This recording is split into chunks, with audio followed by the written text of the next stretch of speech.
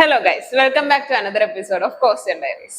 അപ്പൊ ഇന്നത്തെ നമ്മുടെ വീഡിയോ എന്ന് പറയുന്നത് ഈയിടെയായിട്ട് ഇന്റർനെറ്റിലൊക്കെ തരംഗമായി മാറിക്കൊണ്ടിരിക്കുന്ന റാം കെയർ ഓഫ് ആനന്ദി എന്ന പുസ്തകത്തെ കുറിച്ചാണ്. 2020 DC ബുക്സ് ആണ് റാം കെയർ ഓഫ് ആനന്ദി എന്ന് പറയുന്ന പുസ്തകം പബ്ലിഷ് ചെയ്തത്. ആലപ്പുഴക്കാരനായിട്ടുള്ള അഖിൽ പി ധർമ്മജനാണ് ഈ പുസ്തകത്തിന്റെ ഓട്ടർ.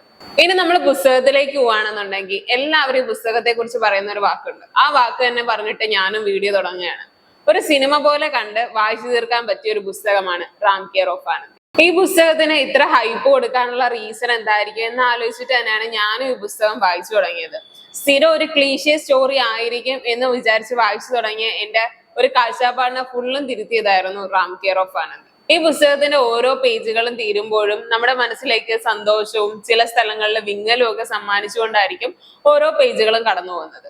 ഒരു ബുക്ക് വായിച്ച് ആ ബുക്കിലെ കഥ നമ്മൾ ഒരു സിനിമ പോലെ ഇമാജിൻ ചെയ്യുമ്പോൾ ഓരോ വായനക്കാരന്റെ ഉള്ളിൽ ഒരു ഫീൽ ഉണ്ടാവും. ശരിക്കും പറഞ്ഞാൽ അങ്ങനെ ഒരു ഫീൽ ഓരോ വായനക്കാരന്റെ ഉള്ളിലേക്ക് ഉണ്ടാക്കി എടുക്കുക എന്നുള്ളത് തന്നെയാണ് ഒരു എഴുത്തുകാരനെ സംബന്ധിച്ചിടത്തോളം അദ്ദേഹത്തിന്റെ വിജയവും. കഥയുടെ തുടക്കത്തിൽ നമ്മൾ വായിച്ചു തുടങ്ങുന്നത് തന്റെ സ്വപ്നങ്ങളും ഒക്കെ ആയിട്ട് ഒരു സിനിമാ പഠനം, ഒരു സിനിമ ജീവിതം ഉണ്ടാക്കിയെടുക്കണം എന്നുള്ള ആഗ്രഹങ്ങളൊക്കെ ആയിട്ട് ചെന്നൈ അക്കാഡമിയിൽ പഠിക്കാൻ വേണ്ടിയിട്ട് ചെന്നൈ സെൻട്രൽ റെയിൽവേ സ്റ്റേഷനിൽ വന്നിറങ്ങുന്ന ശ്രീറാമിനെയും കാണിച്ചുകൊണ്ടാണ്. തുടർന്ന് കാണിക്കുന്നത് റാമിന്റെ ഫ്രണ്ടിന്റെ ചേട്ടനായിട്ടുള്ള ബിനീഷേട്ടൻ റാമിനെ കൂട്ടാൻ വേണ്ടിയിട്ട് റെയിൽവേ സ്റ്റേഷനിൽ വരുന്നതാണ്. റാമ തന്റെ ലൈഫിൽ, അതായത് തന്റെ ചെന്നൈ ലൈഫിൽ ഇനി ബിനീഷേട്ടന്റെ കൂടെ ബിനീഷേട്ടന്റെ ഫ്ലാറ്റിലാണ് നിൽക്കാൻ പോകുന്നത്. റാം ചെന്നൈയിൽ എത്തിയത് സിനിമാ പഠനത്തിന് വേണ്ടി മാത്രമായിരുന്നില്ല, ചെന്നൈയിലെ ആളുകളെ കുറിച്ച് പഠിച്ച് ഒരു കഥ എഴുതാനും കൂടി വേണ്ടിയായിരുന്നു.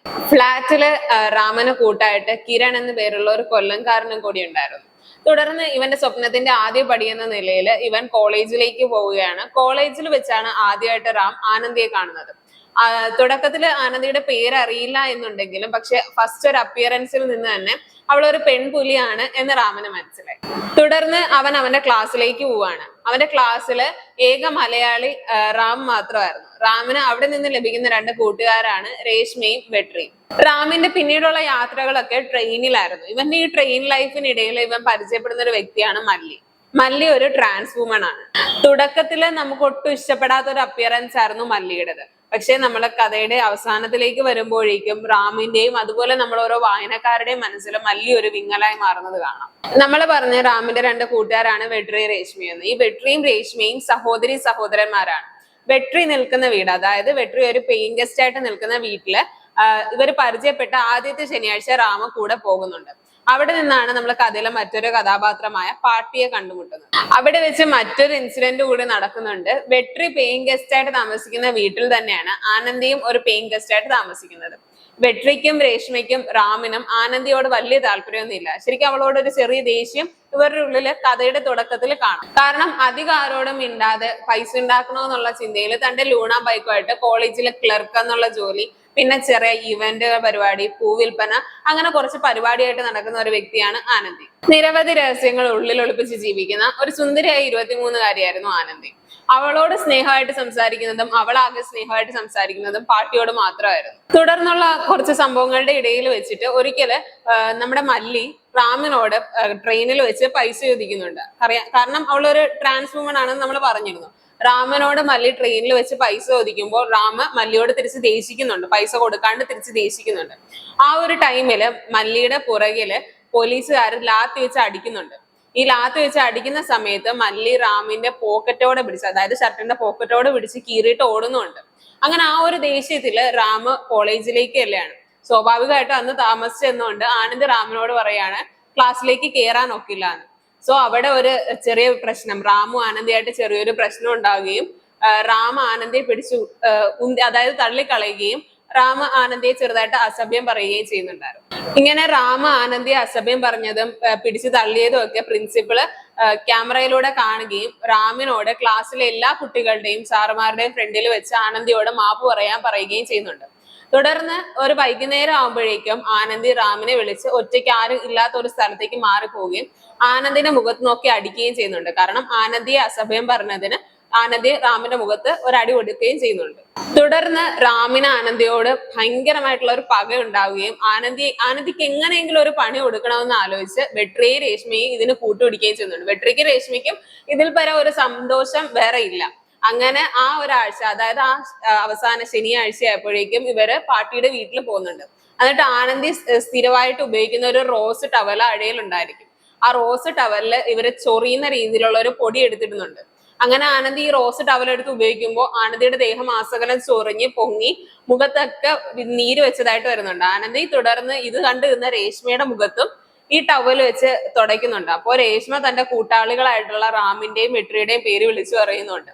ഈ ഒരു സംഭവത്തിനിടയ്ക്ക് അവിടെ പാട്ടിയുടെ വീടിന്റെ ഒരു അരികിലായിട്ട് ഒരു തേനീച്ച കൂട് ഉണ്ടായിരുന്നു. ഈ ബഹളത്തിനിടയ്ക്ക് ആ തേനീച്ച കൂട് ഇളകുകയും ആ തേനീച്ചകളെല്ലാം കൂടെ പാട്ടി, വെട്രി, രേഷ്മ, റാം, ആ അയലത്തുണ്ടായിരുന്ന കുറച്ച് സ്ത്രീകളെയും ആനന്ദിയെയും കുത്താനായിട്ട് ഓട്ടിക്കുകയും പിന്നെ ഇവിടെ ഹോസ്പിറ്റലിൽ അഡ്മിറ്റ് ആവുകയും ചെയ്യുന്നതാണ് പിന്നീട് കാണുന്ന സംഭവങ്ങൾ. പിന്നീട് നമ്മൾ നോക്കുമ്പോൾ ഇവര് പയ്യെ പയ്യെ ഈ ശത്രുത ഉള്ളവരൊക്കെ പയ്യെ പയ്യെ അടുത്ത ഒരു സ്നേഹബന്ധത്തിലേക്ക് വരുന്നത് കാണാം. ഇതിനെ ഗാഠമായിട്ട് ഉറപ്പിക്കുന്ന ഒരു ഇൻസിഡന്റും കഥയിൽ ഉണ്ടാകുന്നതെന്ന് വെച്ച് കഴിഞ്ഞാൽ, ഒരിക്കൽ ഇവര് കോളേജിൽ ഉണ്ടായിരുന്നപ്പോ വെട്രിയുടെ ഫോണിലേക്ക് ഒരു കോള് വരികയാണ്. പാട്ടി തലയിറങ്ങി വീണു ഹോസ്പിറ്റലിൽ അഡ്മിറ്റ് ആണെന്ന്. പാട്ടിക്ക് പെട്ടെന്ന് വയ്യാതായതിനെ തുടർന്ന് ഇവര് പാട്ടിക്ക് പെട്ടെന്ന് വയ്യാതായതിനെ തുടർന്ന് വെട്രി, രേഷ്മ, റാം, ആനന്ദ് ഇവരെല്ലാരും കൂടെ ഓടി ഹോസ്പിറ്റലിൽ പോവാണ്. അപ്പോ അടുത്തുണ്ടായിരുന്ന ഒരാളായിരുന്നു പാട്ടിയെ ഹോസ്പിറ്റലിൽ എത്തിച്ചത്. അദ്ദേഹം പറയുന്നത് പാട്ടിക്ക് ഹൈ പ്രഷർ, അതായത് BP ഒത്തിരി കൂടിപ്പോയത് കൊണ്ട് എന്താ പറയാ തലയിൽ ഒരു ബ്ലോക്ക് ഉണ്ടാകുന്ന രീതിയിൽ BP കൂടി, അതുകൊണ്ട് ഹോസ്പിറ്റലിൽ അഡ്മിറ്റ് ആയതാണ്. ആരും അറിഞ്ഞിരുന്നില്ല എന്നാണ്. പാട്ടിക്ക് ഇടയ്ക്ക് വെച്ച് ഒരു ബോധം വന്നപ്പോ വെട്രിയുടെ നമ്പർ ആയിരുന്നു പാട്ടി ഇവർക്ക് കൊടുത്തതെന്ന് പറയുകയും ചെയ്യുന്നുണ്ട്. തുടർന്ന് വെട്രിയോട് പാട്ടിക്കുള്ള സ്നേഹവും പാട്ടിക്ക് ബാക്കിയുള്ളവരോടുള്ള സ്നേഹങ്ങളൊക്കെ മനസ്സിലാക്കി പിന്നീട് നമ്മൾ കാണുന്നത് ഇവരെല്ലാം ഒരു കുടുംബം പോലെ ആയി മാറുന്നതാണ്. ഇവരുടെ ഈ ഒരു ഫ്രണ്ട്ഷിപ്പ്, അതായത് ഈ ഒരു സ്നേഹബന്ധം ഭയങ്കരമായിട്ട് കൂട്ടിയുറപ്പിച്ച ഒരു സംഭവം എന്ന് വെച്ച് കഴിഞ്ഞാൽ, പാട്ടിയുടെ ഗ്രാമമായിട്ടുള്ള അല്ലി ഗ്രാമത്തിലെ തിരുവിഴയ്ക്ക് ഇവരെല്ലാവരും കൂടി ചേർന്ന് പോകുന്നതാണ്. പാട്ടിയുടെ ഈ അല്ലി ഗ്രാമത്തിലെ തിരുവിഴ എന്ന് പറഞ്ഞു കഴിഞ്ഞാൽ പാട്ടിയുടെ ഫാമിലിയൊക്കെ കൂടെ വർഷത്തിൽ ഒരിക്കലും ഒത്തുകൂടുന്ന ഒരു ദിവസമായിരുന്നു. അതിന് പാട്ടിയോടൊപ്പം പോയിരുന്നത് ഒരിക്കലും ആനന്ദി മാത്രമായിരുന്നു. അപ്പോൾ ആനന്ദി ഇവരോട് അന്ന് അവൾക്കുണ്ടായ എക്സ്പീരിയൻസ് ഒക്കെ ഷെയർ ചെയ്യുമ്പോൾ ഇവർക്കും എല്ലാവർക്കും ഒരുമിച്ച് പോകണമെന്നുള്ള ഒരു ആഗ്രഹം വരികയും പാട്ടിക്ക് അതിന് ഒത്തിരി സന്തോഷം ഉണ്ടാവുകയും ചെയ്യുന്നുണ്ട്. അങ്ങനെ പാട്ടിയും ഇവരും ഒക്കെ ആയിട്ട് അല്ലിഗ്രാമത്തിലേക്ക് പോകാനായിട്ട് ട്രെയിനിലേക്ക് പോകാനുള്ള ദിവസം അടുത്ത് വരികയായിരുന്നു. അങ്ങനെ ഇവരെ പോകുന്ന ദിവസം ആയപ്പോഴേക്കും ട്രെയിൻ കയറാനായിട്ട് ഇവരെല്ലാവരും ഒരുമിച്ച് പോയപ്പോൾ ആനന്ദിക്ക് പെട്ടെന്നൊരു കോൾ വരികയാണ്. ആനന്ദ് പറയാണ്, നിങ്ങൾ പോയിക്കോ, ഞാൻ ട്രെയിനിന്റെ ടൈം ആകുമ്പോഴത്തേക്കും അങ്ങോട്ടേക്ക് വന്നെത്താന്ന്. പക്ഷെ ആ സമയത്തും ആനന്ദി വന്നെത്തിയില്ല. ആനന്ദിക്ക് ട്രെയിൻ മിസ്സാവുകയാണ്. ആനന്ദി ട്രെയിൻ പോകുന്ന കണ്ടിട്ട് റാമിനെ ഫോൺ ചെയ്യുമ്പോൾ റാം ആ ട്രെയിനിൽ നിന്ന് ചാടി ഇറങ്ങുന്നുണ്ട്.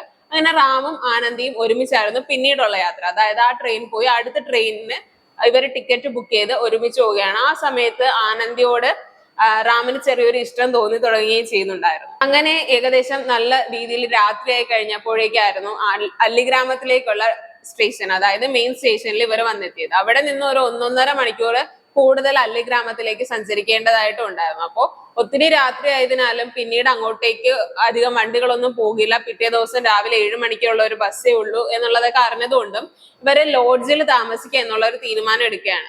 പക്ഷെ ഈ ലോഡ്ജിന്റെ കാര്യം നോക്കുകയാണെങ്കിൽ ഓട്ടോക്കാരൻ ഇവരെയും കൊണ്ട് എല്ലാ ലോഡ്ജിലും പോകുമ്പോഴും എല്ലാ ലോഡ്ജിലും മുറികളൊക്കെ ഫില്ലായിരുന്നു. കാരണം ഈ അല്ലിഗ്രാമത്തിലെ തിരുവിഴയ്ക്ക് വന്ന ആളുകളെ കാരണം എല്ലാ ലോഡ്ജിലും മുറികളൊക്കെ ഫില്ലായിരുന്നു.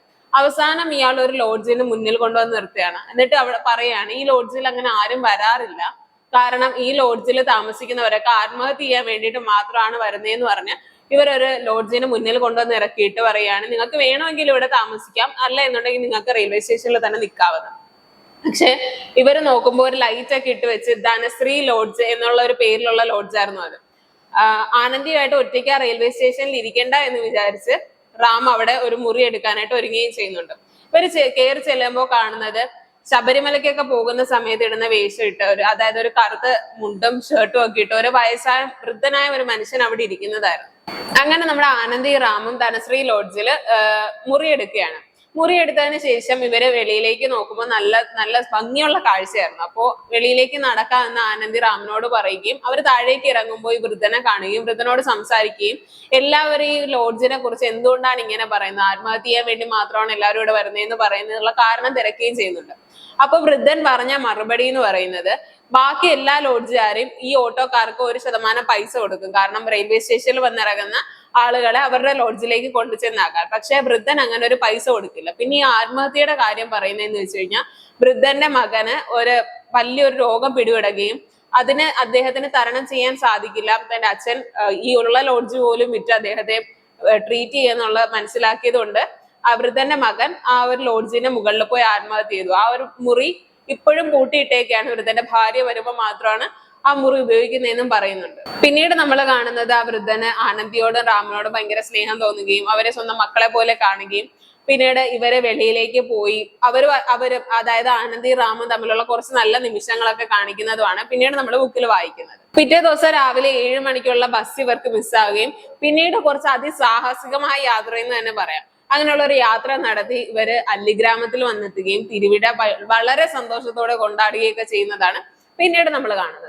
പിന്നെ വെട്രി, രാമ, ആനന്ദി, രേഷ്മ, പാട്ടി ഇവര് 5 പേരും ഒരു കുടുംബമായിട്ട് മാറുന്നതും നമുക്ക് കാണാൻ സാധിക്കും. ഇതിനിടയ്ക്ക് നമ്മൾ പറയാൻ വിട്ടുപോയ ഒരാളുടെ കഥയുണ്ട്, മല്ലിയുടെ കഥ. ഈ നോവലില് എല്ലാവരെയും ഒത്തിരി സങ്കടപ്പെടുത്തിയ ഒരു കഥ തന്നെയായിരുന്നു മല്ലിക്ക് ഉണ്ടായിരുന്നത്. മല്ലി ഒരു ട്രാൻസ്വുമൺ ആണെന്ന് നമ്മൾ പറഞ്ഞിരുന്നു. ഒത്തിരി ആളുകൾ ഫേസ് ചെയ്യുന്ന പ്രശ്നം, അതായത് ഒത്തിരി ട്രാൻസ്വുമൻസ് ഫേസ് ചെയ്യുന്ന പ്രശ്നം തന്നെയായിരുന്നു മല്ലിയും ഫേസ് ചെയ്തത്. അവളുടെ ഫാമിലി അവളൊരു ട്രാൻസ്വുമൺ ആണെന്ന് അറിഞ്ഞതോടെ അവളെ പുറത്താക്കുകയും പിന്നീട് 12ഓളം വരുന്ന അവളുടെ കൂട്ടുകാർ, അതായത് ട്രാൻസ്വുമൻസിനോടൊത്തായിരുന്നു അവള് ജീവിച്ചിരുന്നത്. ഇവളുടെ അനിയനെ ഇവൾക്ക് ഭയങ്കര ഇഷ്ടമായിരുന്നു. ഇവളുടെ അനിയന് വേണ്ടിയിട്ട് ഇവളൊരു ബുള്ളറ്റ് വാങ്ങിക്കുകയും നാട്ടിലേക്ക് പോവുകയൊക്കെ ചെയ്യുന്നുണ്ട്. പക്ഷെ അവരൊക്കെ ഇവളെ വളരെ വലിയ രീതിയിൽ തന്നെ താഴ്ത്തി കെട്ടുകയും മല്ലിയുടെ അനിയൻ മല്ലിയെ ചവിട്ടി വെളിയിലാക്കുകയൊക്കെ ചെയ്യുന്നുണ്ട്. അങ്ങനെ ഒത്തിരി വികാര നിർഭരമായ മൂമെന്റ്സ് ഒക്കെ ആയിരുന്നു മല്ലിയുടെ ലൈഫിൽ ഉണ്ടായിരുന്നത്. പിന്നീട് നമ്മൾ കാണുന്നത് മല്ലിയുടെ കൂട്ടത്തിൽ മല്ലി തന്നെയായിരുന്നു സുന്ദരി. അതുകൊണ്ട് തന്നെ പോലീസുകാർ ഇവളെ മറ്റാവശ്യങ്ങൾക്കായിട്ട് ഉപയോഗിച്ചിട്ടുണ്ടായിരുന്നു.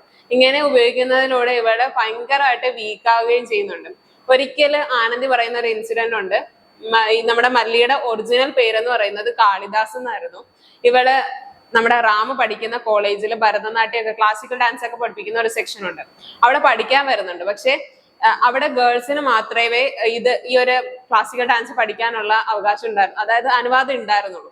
അതുകൊണ്ട് തന്നെ മല്ലിയുടെ ഡീറ്റെയിൽസ് ഒക്കെ ആണിന്റെയും ഇവളുടെ കോലം ഒരു സ്ത്രീയുടെ ആയതുകൊണ്ട് തന്നെ ഇവർക്ക് അവിടെ അഡ്മിഷൻ കൊടുക്കുന്നില്ല. പക്ഷെ പ്രിൻസിപ്പളിനും എല്ലാവർക്കും വളരെ ആഗ്രഹം ഉണ്ടായിരുന്നു ഇവർക്ക് അവിടെ അഡ്മിഷൻ കൊടുക്കണമെന്ന്. പക്ഷെ കോളേജിന്റെ ഒരു നിയമം അതായത് കൊണ്ട് തന്നെ ഇവർക്ക് അഡ്മിഷൻ കൊടുക്കാൻ സാധിച്ചിട്ടും ഉണ്ടായിരുന്നില്ല.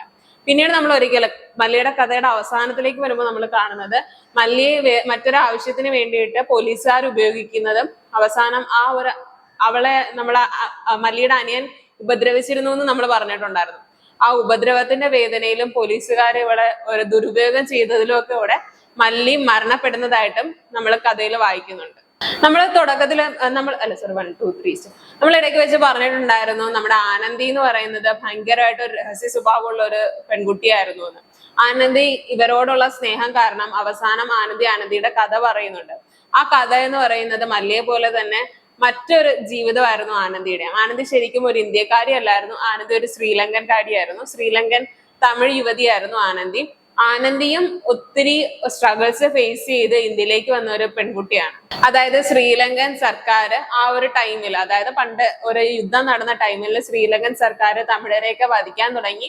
ആ ഒരു ഇൻസിഡന്റിനെയൊക്കെ ഫേസ് ചെയ്ത ഒരു യുവതിയായിരുന്നു ആനന്ദി എന്ന് പറയുന്നത്. ആനന്ദി അന്നൊരു കുഞ്ഞു പെൺകുട്ടിയായിരുന്നു.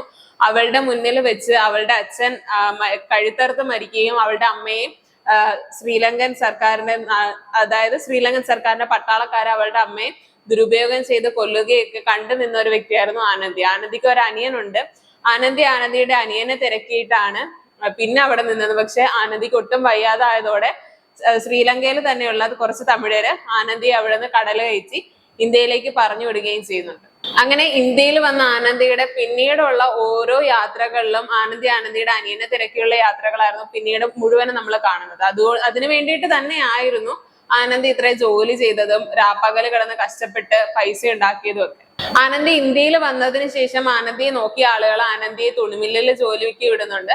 കാരണം ഇവളുടേതായിട്ടുള്ള ഒരു സ്റ്റാൻഡിൽ നിൽക്കണമെന്ന് വിചാരിച്ചിട്ട് ഇവളെ തുണിമില്ലിൽ ജോലിക്ക് വിടുന്നുണ്ട്. തുണിമില്ലിലെ ജോലിക്ക് ശേഷം ഇവൾ ഒരിക്കലും ഒരിടത്ത് കമ്പ്യൂട്ടർ പഠിപ്പിക്കാൻ കൊണ്ടാക്കുന്നുണ്ട്. കമ്പ്യൂട്ടർ പഠിപ്പിക്കാൻ കൊണ്ടാക്കിയ സമയത്ത് ആനന്ദി കാണുന്ന ഒരു ഫോട്ടോഗ്രാഫ് ഉണ്ട്. ഒരു ഫോട്ടോഗ്രാഫർ ശ്രീലങ്കൻ സർക്കാരിന്റെ കയ്യിൽ നിന്ന് രക്ഷപ്പെട്ട കുറച്ചധികം തമിഴര് ഓസ്ട്രേലിയയിലേക്ക് കടക്കുന്ന സമയത്ത് എടുത്ത ഒരു ഫോട്ടോ, മീഡിയാസിലൊക്കെ വന്ന ഒരു ഫോട്ടോ ആനന്ദി കാണുന്നുണ്ട്. അതിൽ ആനന്ദിയുടെ അനിയനെ കാണുന്നുണ്ട്. തുടർന്നുള്ള അവളുടെ ഓരോ പ്രവർത്തനങ്ങളിലൂടെയും ആ ഫോട്ടോഗ്രാഫറുമായിട്ട് ഇവള് ബന്ധപ്പെടുകയും ആ ഫോട്ടോഗ്രാഫർ പറയുന്നുണ്ട് എനിക്ക് കണ്ടുപിടിക്കാൻ സാധിക്കും, പക്ഷെ അതിന് നീ ഇവിടെ വന്നാലേ നിനക്ക് കണ്ടുപിടിക്കാൻ സാധിക്കും. അദ്ദേഹത്തിന് കഴിയുന്നതിന്റെ പരമാവധി അദ്ദേഹവും ചെയ്യുന്നുണ്ടായിരുന്നു. പക്ഷെ ആനന്ദിക്ക് ഓസ്ട്രേലിയയിലേക്ക് പോവുക എന്നുള്ളത് നടക്കാത്തൊരു കാര്യമായിരുന്നു. കാരണം ആനന്ദിക്ക് സ്വന്തമായിട്ട് ഒരു ഇന്ത്യൻ ഐഡന്റിറ്റിയോ അങ്ങനെ ഒന്നും ഇല്ല. ആനന്ദിയുടെ ഐഡന്റിറ്റി ഒക്കെ വളരെ ഫേക്ക് ആയിട്ടുള്ള ഐഡന്റിറ്റീസ് ആയിരുന്നു ആനന്ദിയുടെ കയ്യിലുണ്ടായിരുന്നത്. അതുകൊണ്ട് തന്നെ അന്ന് ഇവര് പോയ രീതിയിൽ, അതായത് കടൽ മാർഗം എങ്ങനെയും നാവികസേനയുടെ കണ്ണു വെട്ടിച്ച് പോകാനേ സാധിക്കും. അതിനു വേണ്ടിയിട്ടായിരുന്നു ഇവൾ ഈ പൈസയൊക്കെ ഒരുക്കി കൂട്ടിയത്. പിന്നീട് നമ്മൾ കാണുന്നതെന്ന് പറഞ്ഞു കഴിഞ്ഞാൽ തന്റെ അനിയനെ തിരക്കി പോകാനുള്ള യാത്രയുടെ അവസാനമായിട്ട് ആനന്ദിയും വെട്രി, റാം, പാട്ടി, രേഷ്മ എല്ലാവരും ചേർന്ന് കേരളത്തിലേക്ക് വരികയും ആനന്ദി ആ ഒരു നേരത്തെ നമ്മൾ പറഞ്ഞതുപോലെ തന്നെ കടൽ മാർഗത്തിലൂടെ ഓസ്ട്രേലിയയിലേക്ക് രക്ഷപ്പെടാനുള്ള വഴികളൊക്കെ ഓക്കെ ആക്കി വെച്ചിരിക്കുകയും ചെയ്യുന്നതാണ്. അവസാനം ഇവരോടൊക്കെ യാത്ര പറഞ്ഞ് ആനന്ദി പോകുന്നതും കാണിച്ചുകൊണ്ടാണ് കഥ അവസാനിക്കുന്നത്. പിന്നീട് ആനന്ദി തിരിച്ചു വരുമോ എന്നുള്ള കാര്യങ്ങളൊന്നും കഥയിൽ പറയുന്നതും ഇല്ല. തുടർന്ന് ഒത്തിരി സംഭവങ്ങൾ അരങ്ങേറെ ഈ ഒരു സിനിമാറ്റിക് നോവൽ അവസാനിക്കുമ്പോൾ നമ്മൾ ഒത്തിരി ജീവിതങ്ങളിലൂടെ കടന്നുപോയി കഴിഞ്ഞിരിക്കും. അതായത് വിശ്വാസത്തിന്റെയും പ്രതീക്ഷയുടെയും ത്യാഗത്തിന്റെയും സ്നേഹത്തിന്റെയും പ്രണയത്തിന്റെയും സൗഹൃദത്തിന്റെയും ഒക്കെ ഒരു ജീവിതത്തിൽ നടുവിലൂടെ തന്നെ നമ്മൾ കടന്നുപോയി കഴിഞ്ഞിരിക്കും. റാമിന്റെയും അവന്റെ സ്നേഹത്തിന്റെയും പ്രതികാരത്തിന്റെയും സൗഹൃദത്തിന്റെയും യാത്രയിലൂടെയും നമ്മൾ കടന്നുപോകും. കഥയിലെ പ്രധാന കഥാപാത്രങ്ങളായ റാം, രേഷ്മ, വെട്രി, ആനന്ദി, പാട്ടി, മല്ലി ഇവരുടെ എല്ലാം നമ്മുടെ ലൈഫിലെയും ആരൊക്കെയാണ് എന്നുള്ള ഒരു തോന്നൽ നമുക്ക് എല്ലാവർക്കും ഈ ഒരു നോവൽ വായിച്ചു കഴിയുമ്പോൾ ഉണ്ടാകും എന്നുള്ള ഒരു കാര്യം ഉറപ്പാണ്. ഉത്തരം കിട്ടാത്ത ചില ചോദ്യങ്ങളും നമ്മുടെയൊക്കെ കണ്ണു നിറയ്ക്കുന്ന രീതിയിലുള്ള ചില സന്ദർഭങ്ങളൊക്കെ കൂട്ടിച്ചേർത്തുകൊണ്ടാണ് ഈ ഒരു 320 പേജുള്ള സിനിമാറ്റിക് നോവൽ അവസാനിക്കുന്നത്. സോ എല്ലാവർക്കും ഈ ഒരു സിനിമാറ്റിക് നോവൽ ഇഷ്ടപ്പെട്ടു എന്ന് വിചാരിക്കുന്നു. എല്ലാവരും തീർച്ചയായും വായിച്ചിരിക്കേണ്ട ഒരു പുസ്തകം തന്നെയാണിത്. ഞാൻ പറഞ്ഞതിൽ നിന്ന് ഒത്തിരി അനവധി കാര്യങ്ങൾ ഈ പുസ്തകത്തിൽ പറയുന്നുണ്ട്. നമ്മുടെയൊക്കെ ലൈഫില് നമുക്കൊക്കെ അഡോപ്റ്റ് ചെയ്യാൻ പറ്റുന്ന കുറെ കാര്യങ്ങൾ ഈ പുസ്തകത്തിലുണ്ട്. ഒരു നല്ലൊരു സിനിമ കണ്ടു കഴിഞ്ഞ ഒരു ഫീൽ തന്നെ ഈ ഒരു പുസ്തകം വായിച്ചു കഴിയുമ്പോൾ നമുക്ക് കിട്ടുകയും ചെയ്യും. സോ നമ്മുടെ ഇന്നത്തെ വീഡിയോ ഇവിടെ അവസാനിക്കുകയാണ്. മറ്റൊരു വീഡിയോ കാണുന്നത് വരെ എല്ലാവർക്കും ബൈ.